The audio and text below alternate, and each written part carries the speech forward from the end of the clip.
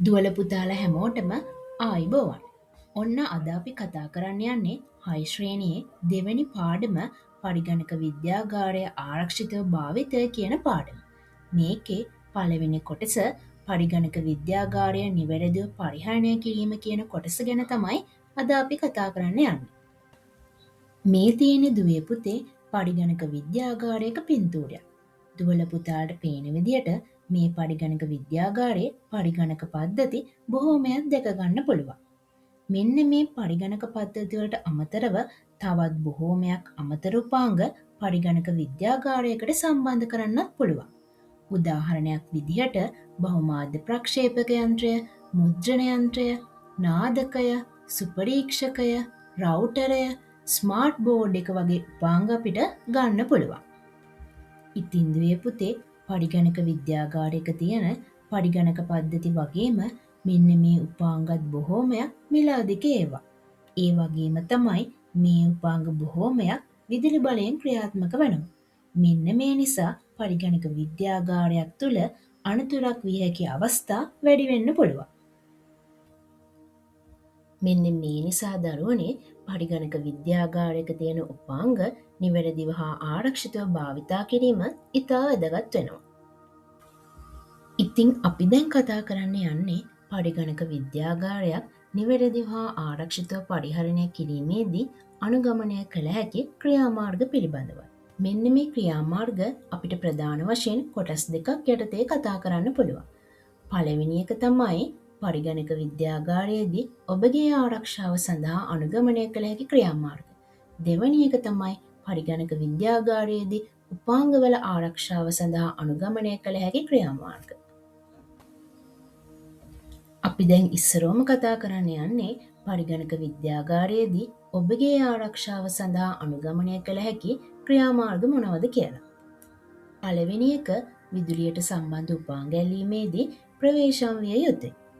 විදුලිය කියලා කියන්නේ ක්ෂණිකව ගොඩාක් හානි වෙන්න පුළුවන් දෙයක්. පරිගණක විද්‍යාගාරයක තියෙන උපාංග බොහෝමයක් විදුලිය මගින් ක්‍රියාත්මක වන නිසා මේ උපාංග ඇල්ලීමේදීත් එකිනෙකට සම්බන්ධ කිරීමේදීත් ඉතාම ප්‍රවේශමෙන් කළ යුතු දෙයක්.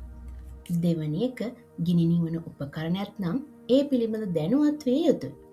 ඉතින් දුවේ පුතේ පරිගණක විද්‍යාගාරය කියලා කියන්නේ විදුලි බලයෙන් ක්‍රියාත්මක වන උපාංග බොහෝමයක් තියෙන තැනක් නිසා මේ වගේ තැන්වල ගින්නක් ඇතිවීමට අවස්ථා බොහෝම වැඩි. මෙන්න මේ වගේ අවස්ථාවකදී ගින්න ඉක්මනින් නිවා දැමීම සඳහා ගිනි නිවන උපකරණයක් නම් ඒ පිළිබඳ දැනුවත් වී තිබීම වැදගත් වෙනවා. තුන්වෙනි එක විද්‍යාගාරයෙන් පිටවන දොරටු පිළිබඳ දැනුවත් විය යුතුයි. ඉහත සඳහන් කළ ගින්නක් වගේ හදිසි අවස්ථාවකදී විද්‍යාගාරයෙන් පිටවීමට හැකි ආරක්ෂිත දොරටු පිළිබඳ දැනුවත් වී තිබීමද වැදගත් වෙනවා. හතරවෙනි එක පරිගණක විද්‍යාගාරය තුළ දුවපැන සෙල්ලම් කිරීමෙන් වැළකිය යුතුයි. පුංචි ඔයාලා පරිගණක විද්‍යාගාරය ඇතුලේ දුවන විට සෙල්ලම් කරන විට එහි උපාංග හෝ වෙනත් අනතුරුදායක වයර් වැනි දේවලින් හානි සිදුවිය හැකි අවස්ථා බොහෝ වැඩි. මේ නිසා පරිගණක විද්‍යාගාරවල දුවපැන සෙල්ලම් කිරීමෙන් වැළකී සිටිය යුතුයි. ඊළඟට අපි කතා කරන්න යන්නේ පරිගණක විද්‍යාගාරයේදී උපාංගවල ආරක්ෂාව සඳහා අනුගමනය කළ හැකි ක්‍රියාමාර්ග මොනවද කියලා. පළවෙනි එක පාවහන් ගලවා විද්‍යාගාරයට ඇතුල් විය යුතුයි.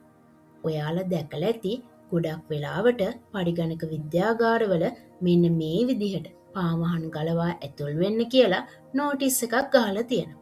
ඒකට හේතුව තමයි පාවහන් වල තියෙන දූවිලි මඩවැනි දේවලින් පරිගණකයේ ඇති උපාංගවලට හානි සිදුවිය හැකි ඉඩකඩ වැඩි බැවිනි.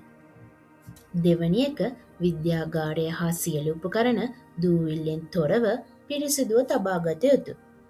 දූවිලි වැනි දෑ පරිගණක උපාංගවලට ඇතුළු වීමෙන් ඒවායේ ක්‍රියාකාරීත්වය අඩපණ කරන්න පුළුවන්. මෙන්න මේ නිසා පරිගණක විද්‍යාගාරය හා එහි උපාංග දූවිලි පිස අතුගා පිරිසිදුව තබා ගැනීම ඉතා වැදගත් වෙනවා.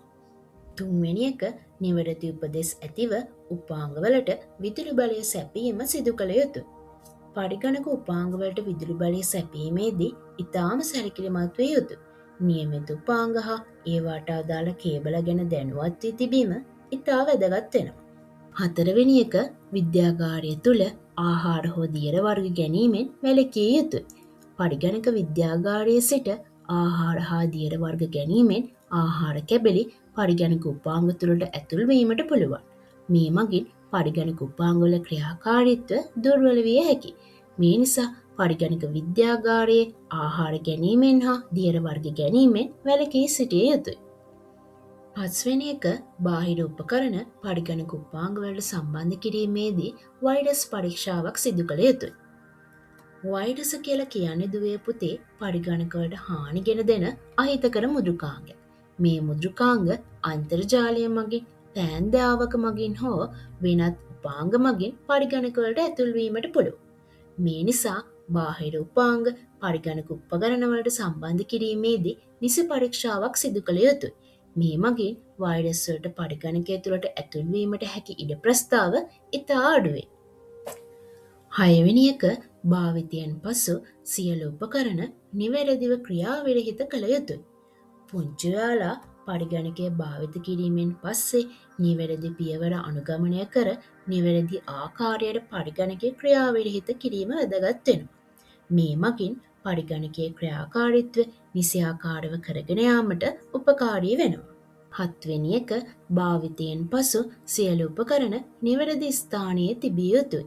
පුංචි ඔයාලා පරිගණකගාරයේ ඇති පරිගණක භාවිතයෙන් පසු සියලු උපකරණ නිවැරදි ස්ථානයේ තිබීම වැදගත් වෙනවා. මේ මගින් පරිගණකාගාරය පිළිවෙලට පිරිසිදුව ප්‍රියමනාප ස්ථානයක් ලෙස පවත්වාගෙන යාමට හැකියාව ලැබෙනවා. අද අපි මේ පාඩමෙන් ඉගෙන ගත්තේ පරිගණක විද්‍යාගාරය නිවැරදිව හා ආරක්ෂිතව පරිහරණය කිරීමේදී ඔබගේ ආරක්ෂාව හා උපාංගවල ආරක්ෂාව සඳහා අනුගමනය කළ හැකි ක්‍රියාමාර්ග ගැන. හරිදුවේ පුතේ, අද අපි කතා කරේ 6 ශ්‍රේණියේ දෙවැනි පාඩමේ පළවෙනි කොටස වන පරිගණක විද්‍යාගාරය නිවැරදිව පරිහරණය කිරීම කොටස ගැන. ඉතින් මේ පාඩමේ ඊළඟ කොටසත් එක්ක අපි ආය හම්බෙමු. ඔයාලා හැමෝටම සුබ දවසක්.